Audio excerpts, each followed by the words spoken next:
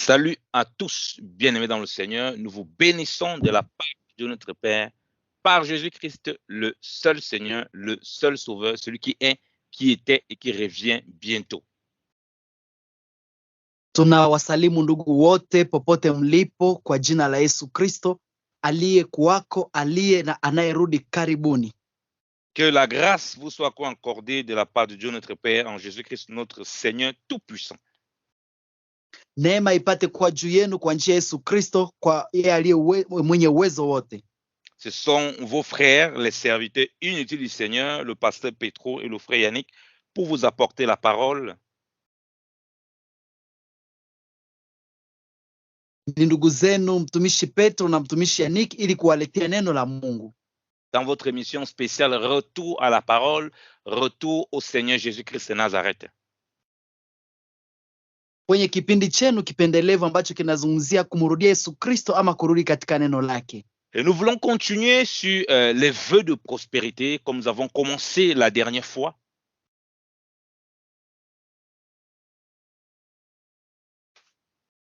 Tunatafuta kuendelea neno ambalo tuliweza kuliendelesha wakati uliopita. Or, vous savez bien que quand les années commencent, les gens souhaitent des prospérités, les gens veulent être prospères, ils font des vœux.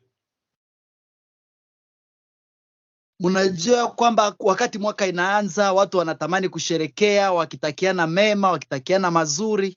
Mais nous avons commencé par comprendre qu'on ne peut pas toucher Dieu en faisant plein de déclarations comme ceci. Il faut la foi.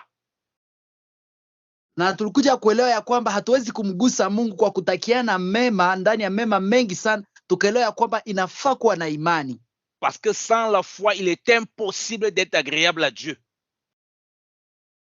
Maana pasipo imani haiwezekani kabisa kumpendeza Mungu. Ce qui fait que les gens, ils courent derrière les prospérités, mais ils n'ont jamais la véritable prospérité. Na watu wanakimbilia sana kufanikiwa, lakini hawajapata ufanisi ulio wa kweli. Parce qu'ils définissent la prospérité en fonction de leurs envies et non en fonction du projet du Seigneur. Maana wanaeleza mafanikio kutokana na tamaa zao, lakini sio kulingana na Mungu. Et la prospérité pour eux n'est que les choses matérielles.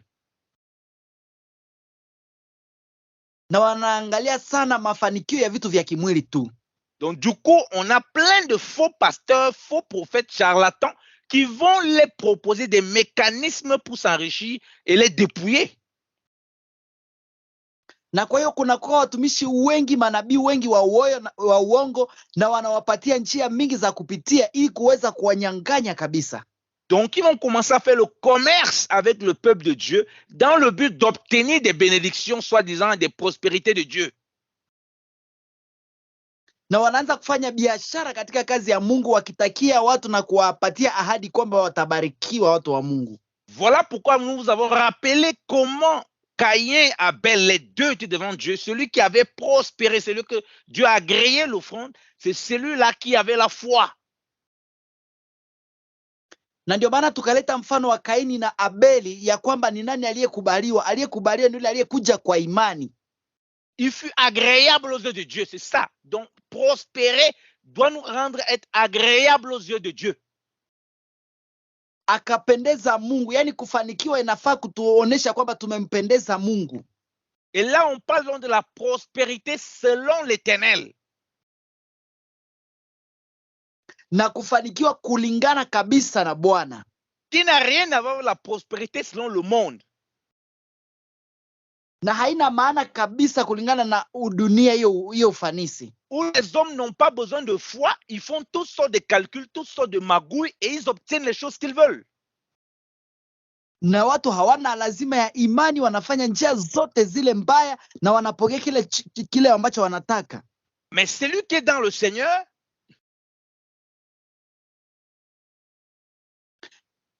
lakini yule aliye katika Bwana, celui-là, lui, il opère par le Saint-Esprit et la foi.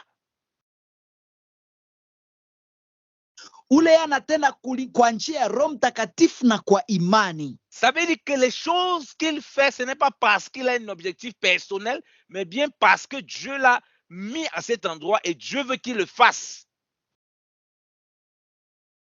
na hafanyi vitu kwa sababu anakuwa na lengo zake za kipekee, lakini anaenda mahali akifanya kitu ambacho Mungu anataka atimize.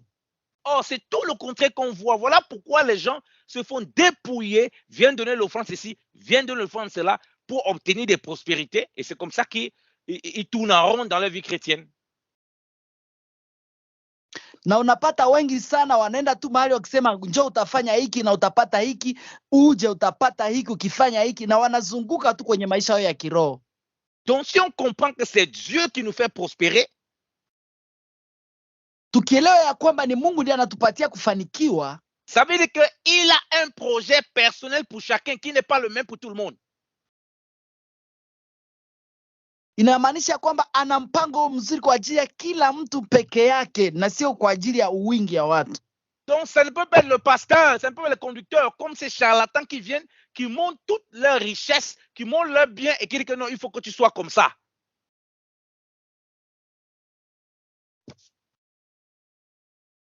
Na sio kama wale manabii wa uongo ambao wanakuja tu kuonesha watu gisi mafanikio yao iko na gisi mambo wanataka, na wanaambia watu vile wafanye gisi walivyofanya wao. C'est pourquoi les gens sont dans la convoitise, voulant obtenir des choses, et alors ils sont prêts à faire du commerce en donnant de l'argent et en espérant obtenir des choses du Seigneur. Na ndio maana watu wanafanya vitu vingi sana wakitamani kupata kutoka kwa Mungu, na wanafanya vitu ambavyo viko kinyume na Mungu. Dieu veut que tu prospères, la véritable prospérité où il est le centre de ta marche. Mungu anataka ufanikiwe, lakini mafanikio itokane kabisa na ile hali yote ya kutokana na mwendo wako. Et là, tu auras une prospérité qui va se manifester tant spirituellement que physiquement, selon ce que le Seigneur t'a appelé à faire. Na pale utapata mafanikio ya kiroho na ya kimwili kulingana na kile ambacho Mungu amekuita ufanye. Ça ne sera jamais en fonction d'un frère dans l'assemblée, ou bien d'un païen que tu as vu qu'il y a des choses, ou bien de qui que ce soit. Na haitatokana na tamaa kwa njia yote ambayo ulitamani kwa ndugu hata ndani ya kanisa ama nje yoyote kabisa, hapana. Parce que Dieu a un plan pour chacun de ses enfants. Maana Mungu ana mpango kabisa kwa ajili ya watoto wake. Donc tu ne peux pas faire n'importe quoi et aller dans n'importe où et tu penses que Dieu est avec toi. Ça ne se passe pas comme ça dans la foi. Haiko kutembea kulingana na kusema gisi mtu anataka, haiendaki vindani ya imani. Voilà pourquoi on vous dit que la prospérité elle est d'abord spirituelle. C'est que tu grandis dans les voies du Seigneur, tu connais la volonté de Dieu et tu y rentres pleinement. Na ndio maana tunasema kufanikiwa kwanza iko katika kumjua Mungu na kujua mapenzi yake na kuingia kabisa katika ukamilifu wake. C'est pourquoi dans Genèse 39 verset 3, ndio maana ndani ya Mwanzo sura ya 33 mstari wa 3, Joseph était rentré en Égypte. L'Écriture dit que son maître vit que l'Éternel était avec lui et que l'Éternel faisait prospérer entre ses mains tout ce qu'il entreprenait. Biblia inasema ya kwamba Mungu alikuwa pamoja na Yusufu na akabariki kila chote alichokuwa nakifanya. Donc au verset 2, la Bible dit au verset 2, l'Éternel fut avec lui et la prospérité l'accompagna. Vous voyez, on dit l'Éternel était avec lui. Biblia inasema ya kwamba Mungu alikuwa pamoja naye na ufanisi kamfuata. Parce que les gens dans le monde qui ont plein de richesses, qui ont plein de choses, Dieu n'est pas forcément avec eux. Maana watu walio ndani ya dunia wana mambo mengi, utajiri mwingi, lakini mara sana Mungu haiko pamoja nao. Joseph qui avait été vendu en Égypte était dans le projet de Dieu et il craignait Dieu. Yusufu alikuwa pale Misri na alikuwa anamwogopa Mungu. Et à cause de ça, l'Éternel était avec lui. Na pamoja na hayo Mungu alikuwa pamoja naye. Ça, c'était son programme, c'était son chemin. Hiyo ndio ilikuwa njia yake kabisa. Son chemin n'était pas le même chemin que celui d'Abraham. Na njia yake haikuwa njia moja kama ya Abraham. La façon dont il prospérait avec Dieu n'est pas la même façon qu'Abraham. Hiyo njia ya Yusufu gisi ilivyokuwa ya mafanisi haikukuwa njia molelea na ile yenye Abrahamu alifanikiwa ndani. Vous voyez bien que Dieu faisait prospérer les choses entre ses mains alors qu'il était encore un esclave. Mnaona Mungu alikuwa akifanikisha mambo yake kabisa na alikuwa ni mtumwa bado. Parce qu'il était dans le plan de Dieu. Maana alikuwa katika mpango wa Mungu. Quelle est donc cette séduction où toi tu vois la prospérité, tu ne vois que les choses que tu vas avoir et tu ne vois pas comment Dieu au travers de toi doit bénir les autres.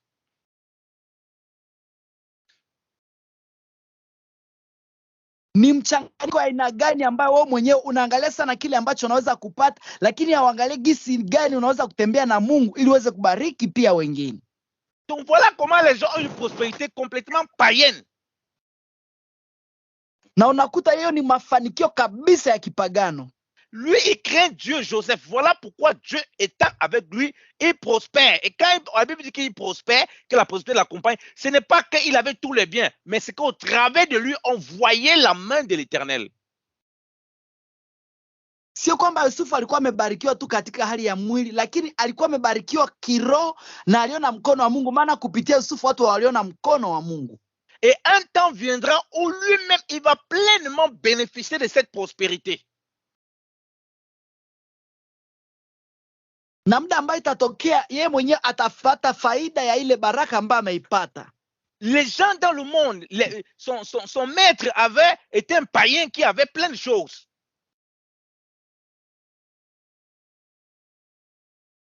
Watu katika dunia hii na ni wapagano na wana vitu vingi kabisa. Mais son maître trouvait que lui, il était spécial. Il y avait Dieu qui l'accompagnait. Il était différent des autres alors qu'il avait les biens de ce monde. Kilichomtofautisha, Biblia inasema alikuwa na vitu vya dunia, lakini pia Mungu alikuwa pamoja naye. Il était pleinement dans le projet que Dieu avait préparé d'avance pour lui. Alikuwa anaishi mambo ambayo baraka ambayo Mungu alikuwa ameitayarisha mwanzoni kwa ajili yake. La prospérité que dont les chrétiens veulent là, c'est la cupidité et l'avarice qui ne profitent à personne. Et ils se cachent derrière le fait que, oui, demain, si j'ai beaucoup, je vais aider les orphelins. C'est du mensonge. Na unapata ufanisi ambao watu wengi wako nayo sahihi, haiko ufanisi ya kutukuza Mungu, maana wanaifanya kwa ajili yao peke yake. Wanasema itakuwa juu ya kusaidia mayatima, lakini wanadanganya kabisa. Ce n'est pas quand tu auras beaucoup que tu vas donner aux gens. C'est faux. Sio wakati utakapokuwa na mambo mingi njoo utapatia watu. Hapana, ni uongo. Parce que le Seigneur dit qu'il y a plus de joie à donner qu'à recevoir. Donc, donner dépend de l'état de ton cœur dans ta relation avec le Père. Kwa hivyo sasa Mungu anaonyesha kwamba kutoa inatokana na hali ya mtu na roho ya mtu kulingana na uhusiano ambaye ako nayo pamoja na Baba. Voilà pourquoi on voit que quoique étant esclave, on voyait quand même la puissance de Dieu qui l'accompagnait et ce qu'il touchait. Waouh, on disait que ce type est différent. Na mnaona hata kama hata alikuwa ndani ya utumwa ule Yusufu, kulikuwa uwezo ambao alikuwa anatembea pamoja naye na watu walikuwa wanasema wow, kuna nguvu za Mungu pamoja na huyo kijana. Mais les chrétiens aujourd'hui, quand ils touchent quelque chose, ils gâtent seulement. On a envie de les chasser. Na lakini ukiona Wakristo wa leo wakipata kitu wanaigusa na wanaificha kabisa. On le chasse, il dit que c'est le diable qui le persécute, alors qu'il est médiocre dans ce qu'il fait, parce qu'il n'est pas dans le plan de Dieu, parce que c'est la cupidité qui l'accompagne. Na kwa sababu ni tamaa nje inamfuata, wanapomfukuza anasema ni shetani, kwa sababu vitu vinaanza ondoka. Hiyo sio shetani, ni tamaa. Joseph était là, ce n'est pas lui-même qui a voulu être là, c'est Dieu qui l'a mis parce qu'il était dans le projet de Dieu. Yusufu alikuwa pale sio kwa sababu alijiweka pale, lakini Mungu alimtia pale na akakuwa ndani ya mpango wa Mungu. C'est pourquoi les gens dans l'église cherchent toutes sortes de prospérité, des choses, ils ne l'obtiennent pas parce qu'ils ne sont pas dans, ils ne cherchent pas le projet de Dieu pour eux.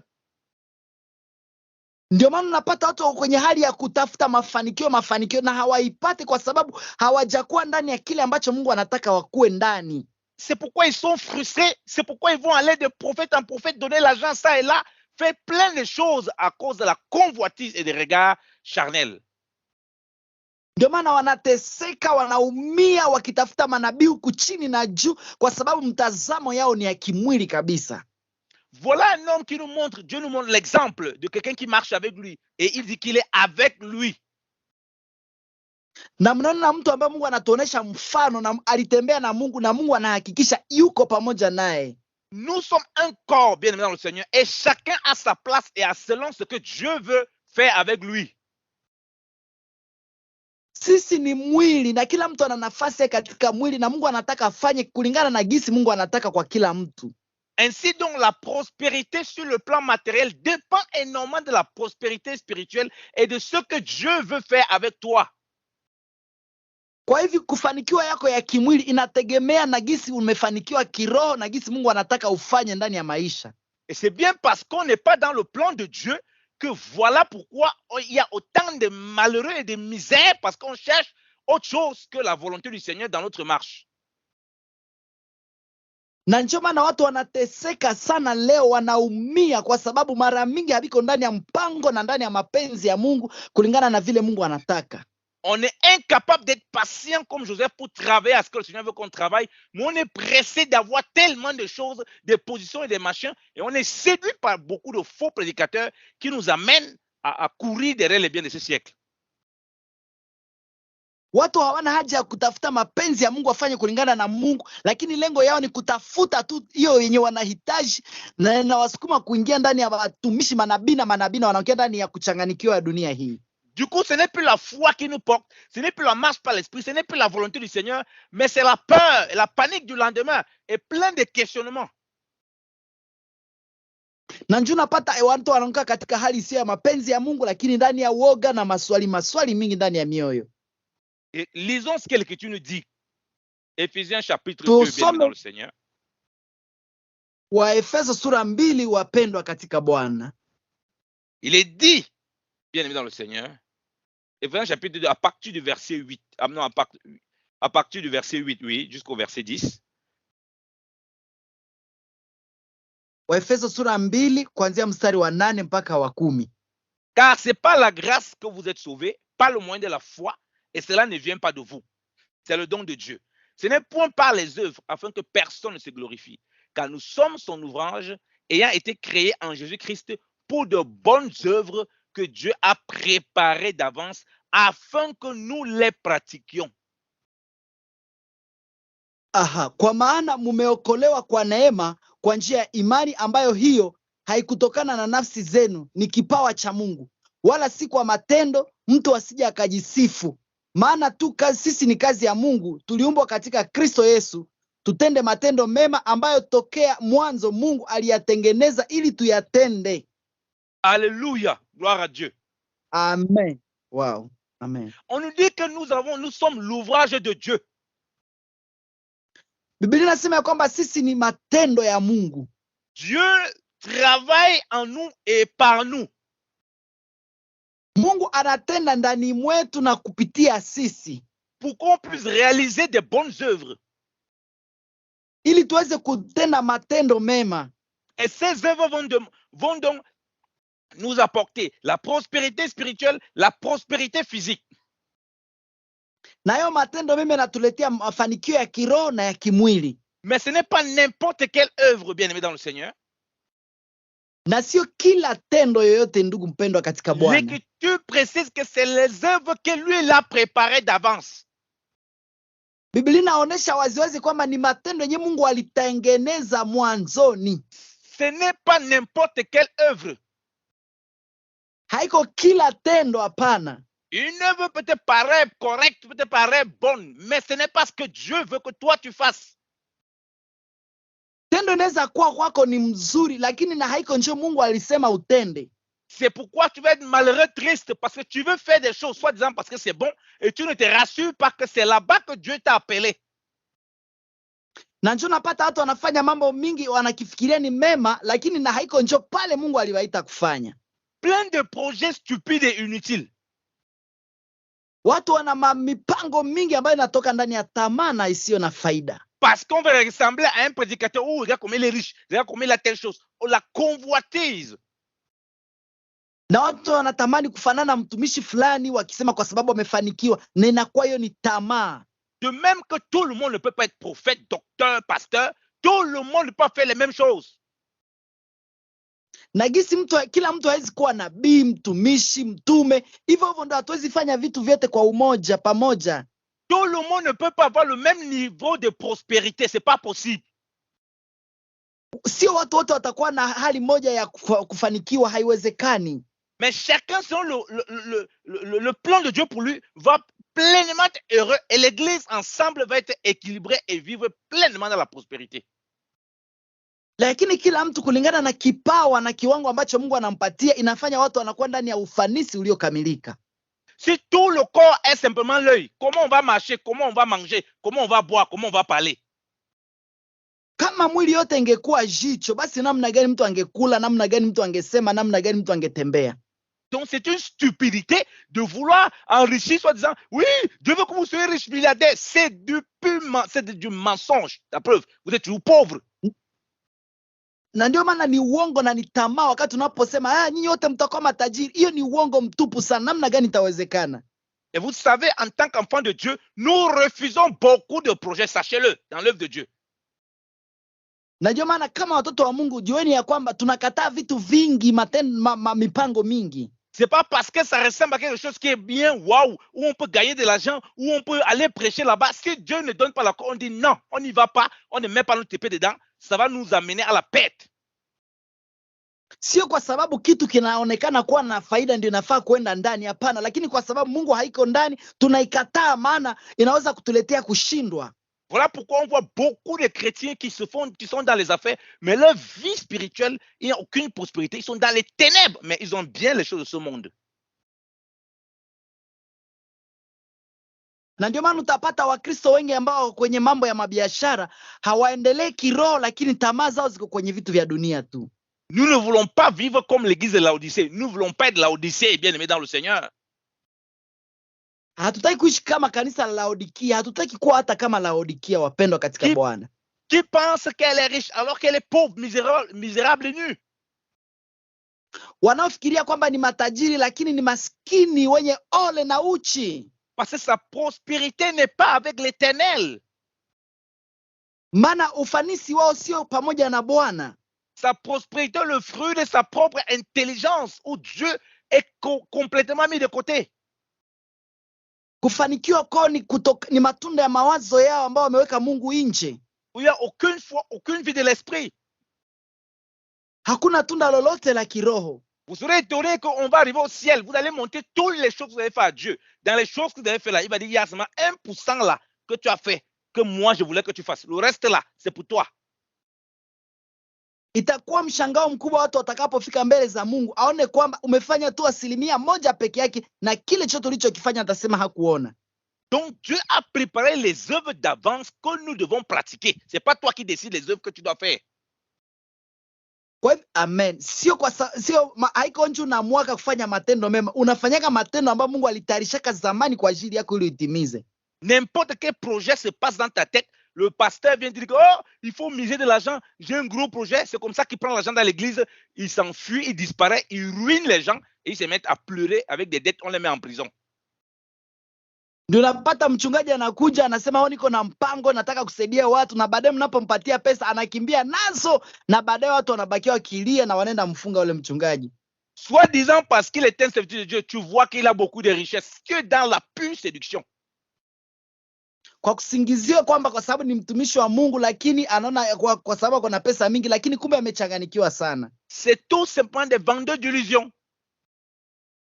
Ni kwa sababu tu wale watu ni wenye biashara ya mambo ya mawazo. Le diable a présenté toutes les richesses de ce siècle au Seigneur.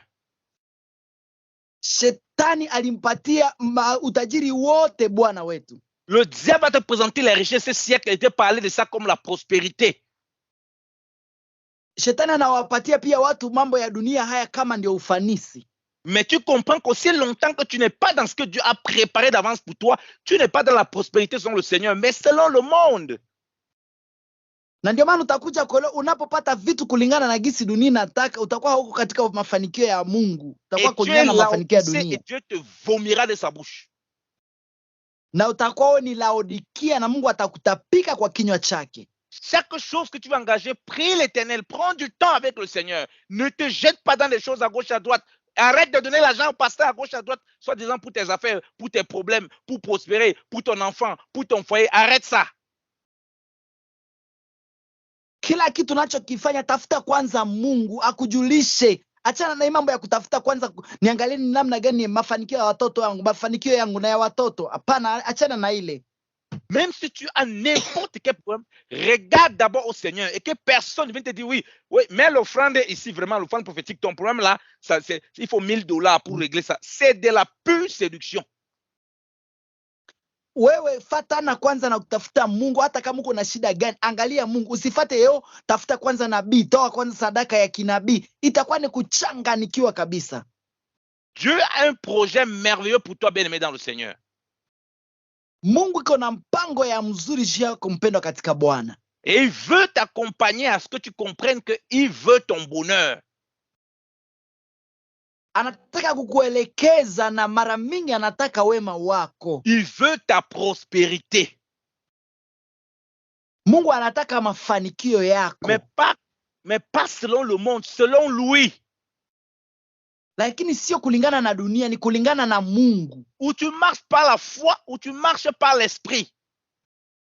Ama unatembea kwa imani, ama unatembea kwa roho. Ou tu apprends à te contenter de ce que tu as. Quand tu n'as pas, tu rends grâce à Dieu. Quand tu as, tu rends grâce à Dieu. Ni wakati unapotegemea Mungu ndani ya kusema sina, unamtukuza Mungu, na kama unapata unamtukuza Mungu. Ou tu rentres dans le projet que lui il a préparé d'avance pour toi. Na unaendelea kutembea katika mipango aliyoitayarisha kwa ajili yako. Regardez ce que l'Écriture dit. Nous disons, merci Saint-Esprit, on va lire Proverbes chapitre 16, bien-aimé dans le Seigneur. Wapendwa katika Bwana, tasoma Methali sura ya 16. Le verset 2 nous dit ceci.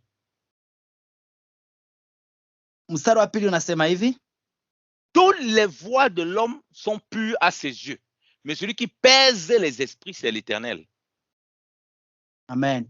Njia zote za mtu ni safi machoni pake mwenyewe, bali Bwana huzipima roho za watu. Donc, toutes les voies de l'homme lui sont pures, tous les païens. C'est pour ça que vous voyez les gens, pour obtenir des choses, ils sont prêts à faire toutes sortes de choses. Ndio maana utapata wapagani wengi ili wapate kitu, wana uwezo wa kufanya kila kitu ili wapokee. Ils ne cherchent pas à savoir si c'est conforme à la volonté de Dieu. Si c'est conforme à la parole de Dieu, ça leur permet de marcher dans l'intégrité. Il s'en fout. S'il a son intérêt, il se jette dedans. Hawatafuti kutafuta mapenzi ya Mungu, na kama ni mapenzi ya Mungu na kuna faida yao wanatupilia. Kama ni kuna faida yao ndio wanashikilia. Donc voilà pourquoi vous voyez que les gens n'ont pas de recul. Ndio maana utaona watu hawana kurudia nyuma kabisa. Si Dieu, c'est Dieu qui pèse les esprits, tu vas amener les choses. Il va faire le tri dans tout ce que tu fais là. Kama ni Mungu ndio mwenye anapima maroho, utaleta vitu na kuachilia Mungu kwake. C'est pourquoi il dit au verset 3, recommande à l'Éternel tes œuvres et tes projets réussiront. Maana mstari wa 3 anasema mkabidhi Bwana kazi zako na mawazo yako yatafanikiwa. Pourquoi? Parce que tes œuvres que tu vas recommander au Seigneur, tu vas retrouver Éphésiens 2, chapitre 10 qu'on a vu. Il va trier dans ses œuvres pour que tu rentres dans les œuvres que lui a préparées, et alors tes projets vont réussir avec Dieu et non selon ta pensée et selon tes projets du monde. Na ndio maana hapo mkabidhi Bwana njia zako, matendo utakayoyafanya itakuwa sasa ile matendo ambayo alisema ndani ya kitabu cha Waefeso 2:8, ambayo utafanya mapenzi ya Mungu aliyoitayarisha kwa ajili yako zamani, na hautafanya yako, utakuwa umefanya yenye Mungu alitakaka ufanye. Dieu sera glorifié dans tes œuvres. Na Mungu atatukuzwa ndani ya matendo yako. Tu seras dans le projet que Dieu a préparé d'avance pour toi. Utakuwa ndani ya mpango ambayo Mungu alitayarisha kwa mwanzoni kwa ajili yako. Ta vie sera un témoignage de Christ en marchant dans la crainte de Dieu. Na maisha yako itakuwa ushuhuda kwa Kristo unapotembea katika woga wa Bwana. Tel qu'on a vu avec Joseph. Jinsi tulivyoona pamoja na Yusufu. Et ce ne serait pas en fonction des gens qui sont autour de toi. Na haitegemei kulingana na watu wanaokuzunguka. Tu seras toujours joyeux et pleinement épanoui dans le Seigneur. Alléluia. Utakuwa na furaha tu na kuendelea katika Bwana. Haleluya. Donc, tes projets ne réussissent pas parce que tu sais faire trop l'école, tu as fait trop de calculs, tu as donné beaucoup de dîmes à l'église, tu as donné beaucoup d'offrandes, tu as fait les offrandes prophétiques. C'est de la pure séduction. Tes projets ne réussissent pas pour ça. Mara mingi mpango yako haifanikiwi kwa sababu umesoma sana, umefanya mahesabu mingi, kutoa fungu la 10, kupanda mbegu, na hiyo yote unaitegemea na mambo yako hayafanikiwi kwa sababu ya ile.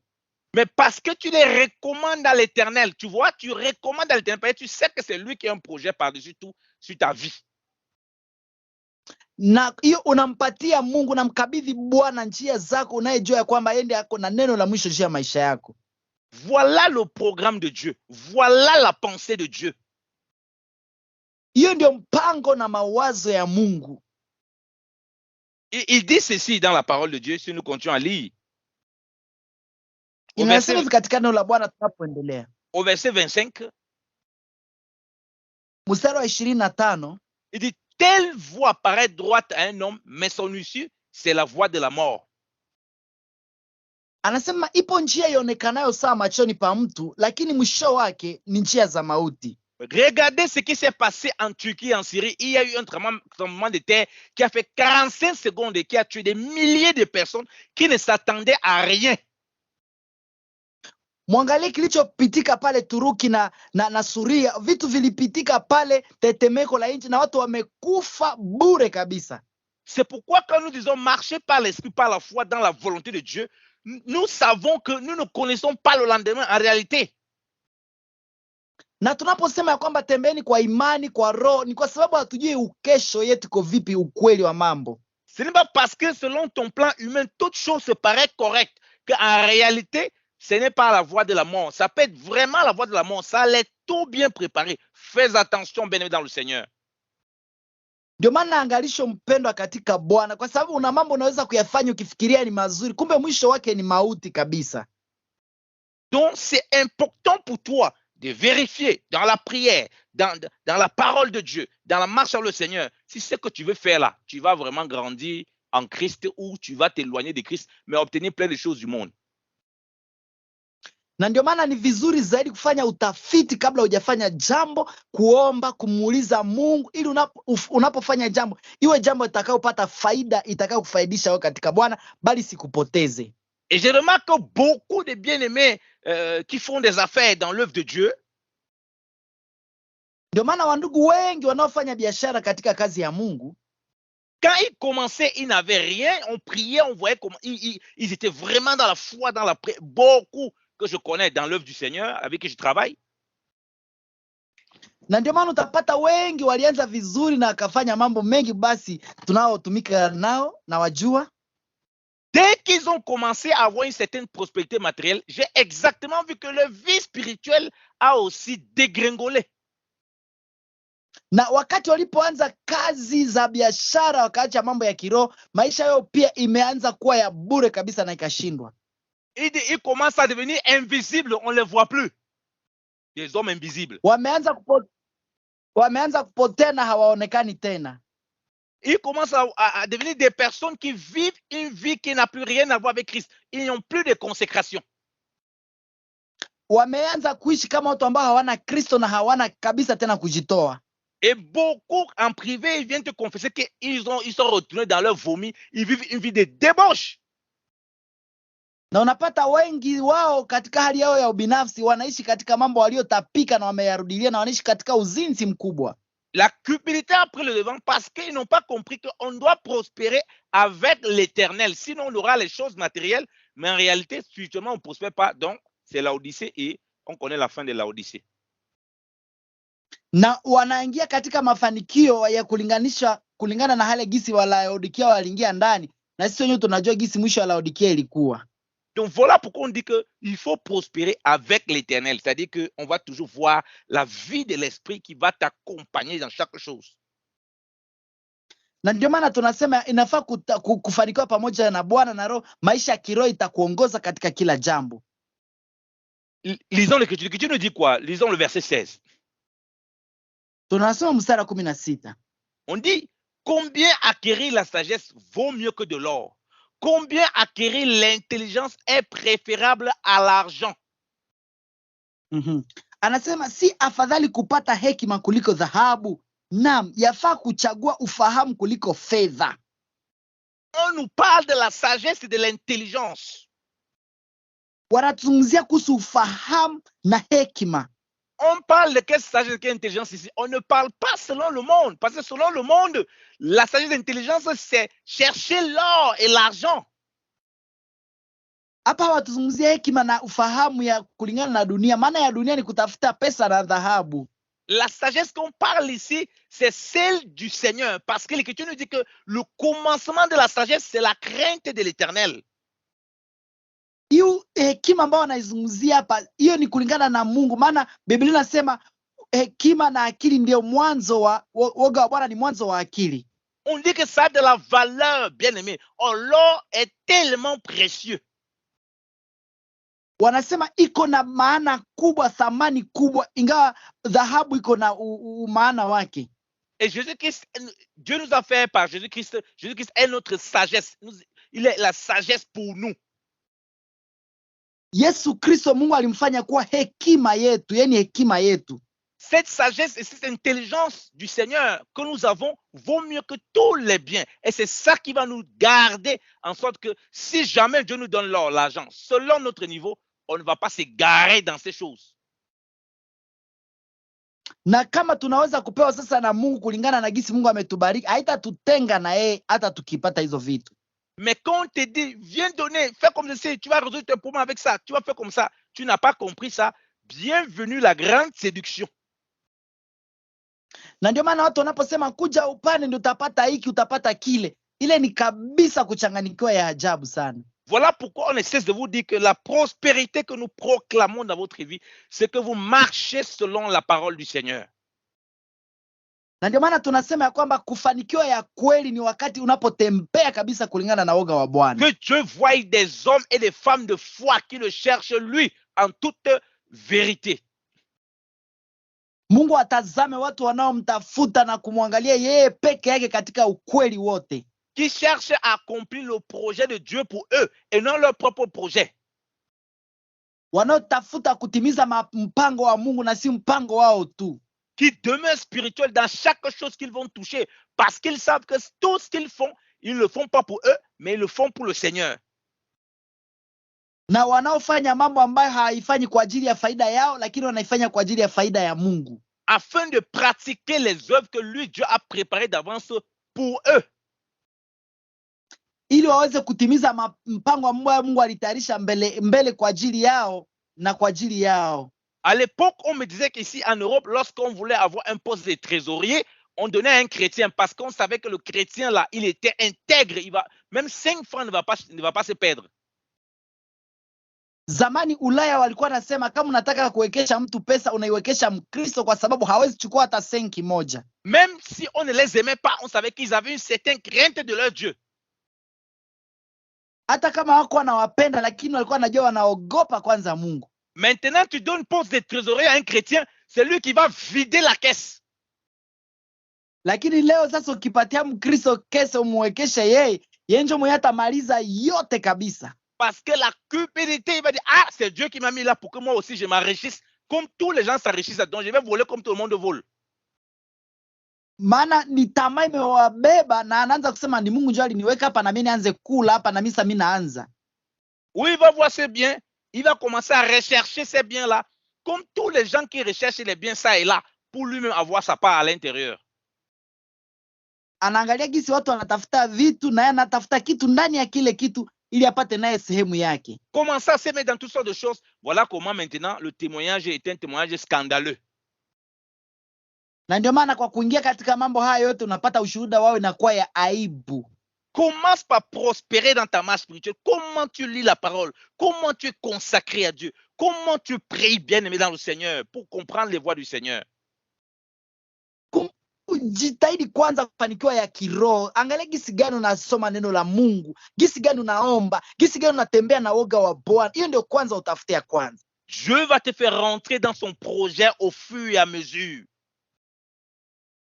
Na Mungu atakuingiza ndani ya mpango wake pole pole. Ça veut dire que tu n'auras pas des temps qui sont toujours faciles. Tu auras aussi des temps difficiles. Sio kwamba hautakuwa tu na muda, utakuwa tu na muda iliyo ya kukamilika, iliyo ya furaha, utakuwa pia na muda ya changamoto. Mais même dans ça, tu vas prospérer comme Joseph, il prospérait, quelles que soient les conditions dans lesquelles il se trouvait, parce que l'Éternel était avec lui. Na zaidi ya hiyo utaendelea tu kubarikiwa ndani ya kufanikiwa, jinsi Yusufu alivyofanikiwa akiwa ndani ya shida ya jela, maana Mungu alikuwa pamoja naye. Voilà comment Dieu veut que nous marchions et que nous expérimentons cette profondeur avec lui pour être épanouis dans l'église.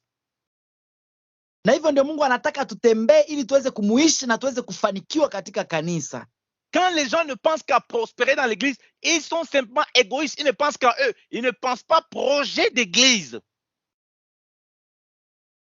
Watu wanapofanikiwa wanafikiria tu kwa ajili yao wenyewe, hawafikiria hata kuhusu mpango wa kanisa. Alors que l'Écriture nous dit que tous ceux qui avaient des biens, ils les mettaient tous en commun pour aider ceux qui étaient indigents. Donc, ils pensaient en communauté. Ingawa Biblia inasema ya kwamba katika mwanzo wanafunzi walikuwa wanafanya vitu yote kwa ushirika na walikuwa wanaangalia mtu ambaye anakuwa na hitaji katikati yao. Maintenant, dans l'église, si quelqu'un a un peu, alors il va encore voir beaucoup et il méprise tous ceux qui n'ont pas, alors que c'est tout l'inverse. Et comment vous voulez que les gens puissent prospérer spirituellement ou bien marcher avec le Seigneur? Ils ont bien les biens de ce monde, mais Dieu ne les connaît pas. Lakini kwa leo watu wakipata kidogo wanapenda apate tena zaidi kwa ajili yake mwenyewe. Na hapo namna gani mnataka watu wafanikiwe kabisa? Namna gani watu wataendelea katika hali ya ufanisi kiroho? Repentons-nous et préparons les voies du Seigneur. Tutubu na kutengeneza njia za Bwana. Aplanissons les sentiers du grand roi. Nyosheni mapito ya mfalme mkuu. Arrête de donner les offrandes de prospérité. Tu perds ton temps, tu ne vas pas prospérer. Tu seras toujours pauvre et misérable. Acha kupana masadaka za kufanikiwa, utazidi kuwa mtumwa kabisa na maskini hohehahe. Commence par marcher par la foi et craindre Dieu. Fais ce que Dieu attend de toi. Et si tu veux donner une offrande, donne-le de tout ton cœur, librement, sans que personne ne te dise « j'ai une vision sur toi. Viens me donner une offrande prophétique. » Ça, c'est de la pure séduction. Tembea katika oga wa Bwana, na kama unatoa toa kwa moyo ukijua kwa imani, isiko tu mtu anze leta hapa ndio utapata, utakuwa umechanganikiwa. Dieu a un projet pour tous ses enfants. Il veut que ses enfants soient épanouis. Mungu yuko na mpango kwa ajili ya watoto wake na anapenda watoto wake wafanikiwe. L'épanouissement là passe, comme on a dit, par la foi, la marche par l'esprit et comprendre la volonté du Seigneur ensemble. Tunasema kufanikiwa ni kutembea kwa imani, kutembea katika roho na kuelewa mapenzi ya Mungu pamoja. Il faut arrêter la course à l'individualisme de la prospérité. Dès que tu veux prospérer individuellement dans ton coin, ce n'est pas comme ça que le Seigneur a prévu. Acha kutembea ndani ya kujitazamia mwenyewe kwa tamaa zako mwenyewe, sio ndio Mungu alitamani ukue. C'est l'église qui aide l'église à rentrer dans les projets que Dieu a préparés d'avance. Ni kanisa ndio linafaa kurudi katika mipango ambayo Mungu alitengeneza awali. C'est pourquoi ceux qui écoutent déjà ce partage, cet enseignement que nous donnons, nous sommes déjà en train de vous faire rentrer pleinement dans la prospérité que Dieu a prévue pour vous. Ndio maana mtu anayesikia mafundisho anafaa kurudi katika mpango ambao Mungu alitayarisha mwanzoni kwa ajili yake. Et chacun selon sa prospérité. Na kila mtu kulingana na ufanisi wake. Selon que Dieu nous a placés. Kulingana na gisi Mungu ametuweka. Selon que Dieu veut que nous puissions opérer et lui rendre gloire et lui rendre témoignage. Na kulingana na gisi Mungu anataka tufanye ili tumrudishie sifa na utukufu na ushuhuda. Que le Seigneur vous bénisse abondamment au nom de Jésus-Christ de Nazareth. Amen. Mungu awabariki sana kwa jina la Yesu Kristo wa Nazareti. Amen. Wapendwa, tunawasalimu tena tukisema asante kwa kusikiza kipindi hiki. Ni watumishi wenu ndugu Yannick na ndugu Petro, na tunatamani popote ulipo, kama unaweza kusema na sisi, unatamani kusema neno la baraka, au unaweza kutuandikia ujumbe, unaweza kutupigia kwa nimero ya Airtel ambayo tunataka kuipeana sasa hivi. Kabla sijaipeana, tunapatikana kila mara kwa radio RPC kila mardi kuanzia 20h30 mpaka 21h15, na kila vendredi kuanzia 19h30 mpaka 20h15. Mungu awabariki sana. Unaweza andika kwa nimero 09 97 09 90 61 09 97 09 90 Swasante. Mungu awabariki sana kwa jina la Yesu Kristo. Amen.